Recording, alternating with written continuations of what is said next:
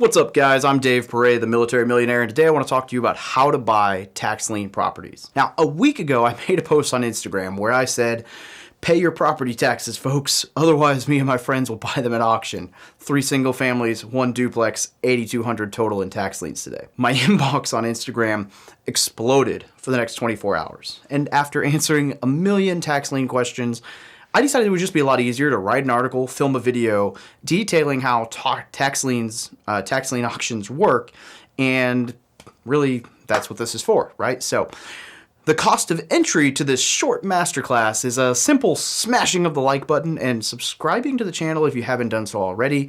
That way you can learn more about how to build wealth through real estate investing, entrepreneurship, and personal finance. Now let's dig in.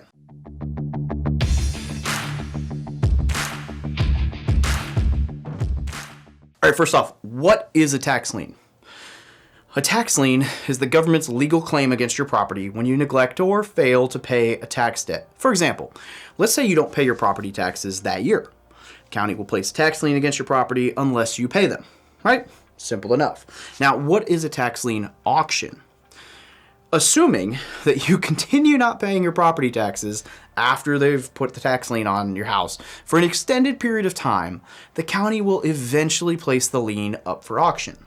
Now, the length of time is going to vary by state and county, and really all of this is going to vary by state and county, so make sure you check with your state and county before you take this information for gold. But this is a good overview for the process. In the county that I went to, if you had failed to pay your taxes for 3 years, then your lien comes up for auction. Now, the county doesn't want to donate any more time or resources to getting their money back, since clearly after 3 years, it's not working. So they bring in other investors who are willing to pay the county back. So we pay the county on the spot. And then with the intent of either we are going to recoup our money by going and getting it back from those people, right? Or we're going to have the ability to possess the home in the future once that end date for the tax lien auction, usually about a year, sometimes less. Now, the starting bid at these auctions is whatever amount of back taxes are owed on the property, but they don't always sell for that amount, right? They get bid up. It's an auction. Now, the requirements to buy a tax lien property are really not that bad. So this may seem pretty straightforward, but I'm going to touch on it real quickly because I almost didn't get to bid at the auction this year because I overlooked a very key point of this, right? So make sure that you look up your county's requirements to bid at the auction and then register in advance. I can't stress the register in advance part enough. Some of the basic requirements may include being a resident of that state, and a utility bill may not count. That's the one that kind of screwed me.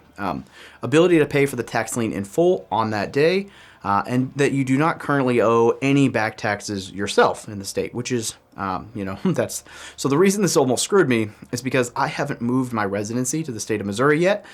Until I'm out of active duty. I kind of plan on just keeping it with my home of record. But yeah, well, there's nothing wrong with that. I found out about 75 minutes before the auction that I could not personally register to bid on any properties. Luckily, they would allow me to have somebody stand next to me and bid on my behalf. And I would still be able to pay for the tax lien and have my name on the tax lien certificate. I literally called my executive assistant and said, hey, can you make it to this county within 35 minutes? And then I paid for gas. She stood next to me and she bid on the properties while I nudged and threw out prices, right? I'm like, hey, 1,500, whatever. So side note, where there's a will, there's a way. Too many people would have just accepted defeat and left without bidding. So that's why self-starter is very important in real estate world or anything you want to do. All right, so now how do you buy the tax lien properties? So once the auction ends, you pay whatever amount you bid in full. So you have to have the money to pay it in full. Now, that's voila. You will receive your tax lien certificate right there.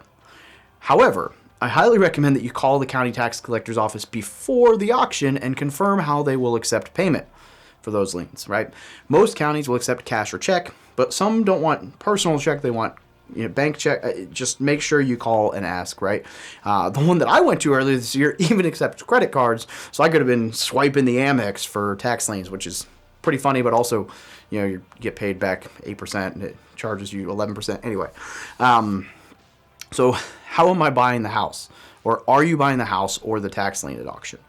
You're buying the tax lien, not the property itself. So what that means is that if the owner fails to repay you by the required date, and you follow your county's guidelines for paperwork/deadlines, then you will be able to take possession of the home at that time. For example, if you buy Joe's tax lien for $2,000 and Joe pays me back right before the deadline, or even one day later, right? So, right in that window for the deadline, then he gets to keep the property. However, if Joe fails to pay me back, I will take possession of the home for that $2,000 price, plus some processing fees, right? Now, it's important to note that you won't have the option at the end of the day to say, oh, never mind, I don't really want this property.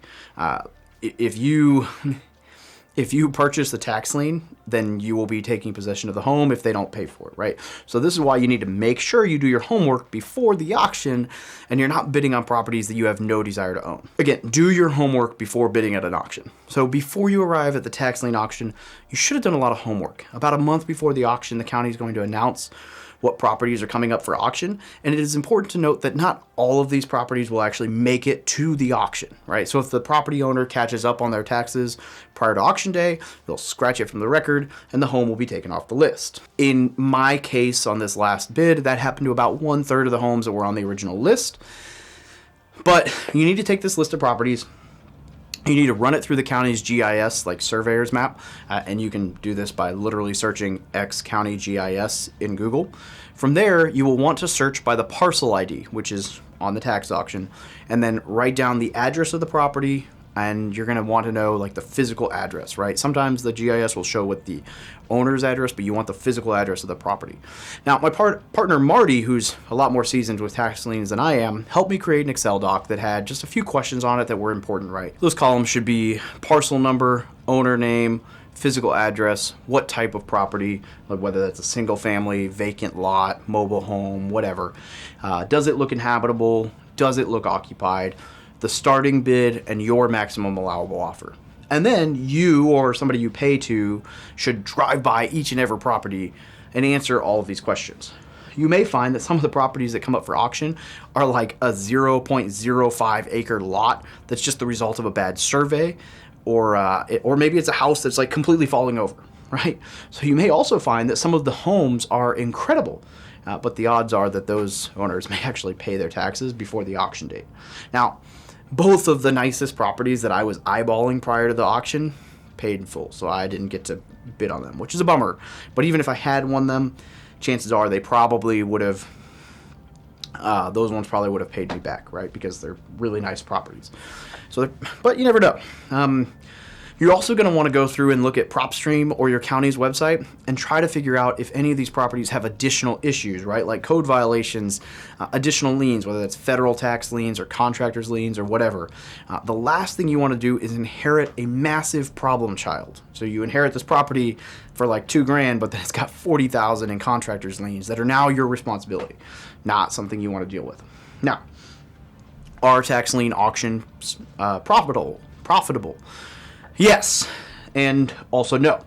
So ultimately, the profitability is going to depend on how well you did your research and how much you paid for the lien and whether the owner pays you back or you take possession of the home. It can be very profitable. As Marty talks about on one of the episodes of the Military Millionaire podcast he was on, he turned $90 into a $25,000 sale very quickly. That's kind of the anomaly, but it can happen. But the strategy also carries a large risk that you need to be able to withstand financially. So it shouldn't be like your first deal, right? Now, how am I compensated if the owner repays their tax lien? Every state is going to treat these differently, so make sure you check with your local county tax collector. However, in Missouri, the owner will have to repay their back taxes plus 8% interest. And apparently in Arizona, it is the same, but they must repay you with 16% interest, right? So that's a definite difference. So make sure you get with your county. But it is important to note that they only pay interest on the original back taxes. So if you go back to our previous example that Joe owed roughly $1,000 in back taxes on the property, but I paid $2,000 for it at auction, let's say he had 1 year to repay me. And in this case, Joe would owe me $2,080 to close out his debt without me taking possession of his home. Now that's 8% interest over the year on his original $1,000 in back taxes, plus the $1,000 that I paid over the existing tax lien, which I do not receive interest on. So in this example, while Joe would have paid 8% interest, my effective return is really only 4% interest because of the additional $1,000 that earned no interest while it waited for him to repay me. That being said, if Joe fails to repay me for purchasing the tax lien, I will take possession of the home, and that could be quite profitable. You could also inherit a terrible property that isn't worth anything at all. So that's why you must do your homework prior to attending the tax lien auction. All right, do your homework. Now, what's the risk of buying one of these tax lien properties? The most likely risk is that you may have a significant amount of capital tied up for a year, earning you little or no interest, right? So you need to ensure that if you only spend money you can afford to lose for a year, because it's going to be locked up, right? Or more if you take possession without being repaid. Now, another risk is that you take possession of a useless piece of land or a parcel that has massive liens against it. Yet another risk is that the home is a complete gut job. So keep in mind that if you buy some crappy vacant lot, you're going to be stuck maintaining it, like mowing the yard or whatever, and paying property taxes on it until you can build something or get rid of it, right? You are responsible for that land, even if you don't want to mess with it after you're like, oh crap, I shouldn't have bought this. Your problem. In fact, I was joking that some of these little like 0.05 acre lots, well, I can see why nobody was paying their taxes on this. They just wanted to lose it. Tax lien title issues, right? So that brings me up to the next issue. Selling a property that you took possession of via a tax lien. In Missouri, most companies will not be able to insure the title of a home for 10 to 12 years after the tax lien possession. So while you can still sell those properties, it will absolutely be worth less without a clear title, right? Muddy title is just not good for business. Now, it's possible to get a judge to sign quiet title action, and quiet title action is essentially a lawsuit filed with the county to establish ownership of the property in question. It's most likely going to cost you somewhere between $2,500 and $5,000 to conduct quiet title action. So make sure it's worth your time to go through this as opposed to just selling it with a cloudy title without title insurance, or just waiting the 10 to 12 years for the title company to be willing to insure it, and then you don't have to deal with either of those things. All right, so bottom line, should you buy a tax lien? As with everything, it depends. You need to do your homework before bidding on any properties at auction. You need to be able to lose or lock up that capital for up to a year, and you need to be okay assuming all of the risks associated with buying a property that you haven't been inside of and don't know everything about, right, at auction. So in my opinion, this should not be the first property you purchase, especially since you won't even get to take possession for a year or so. All of that being said, there's absolutely money to be made with tax liens. My friends Marty Hugh and I went to 3 different counties last month, and we had a budget of $15,000 between the 3 of us. We spent around $8,200 after processing fees, and we purchased 3 single-family and 1 duplex tax lien certificates. Assuming that none of them pay off their tax liens, and we take possession of all of those properties, there would probably be an additional $2,000 to $2,500 in gross rents from all these properties after a year of waiting, and assuming they're rentable. One of them looks pretty crappy, so we'll see what we end up doing with that one.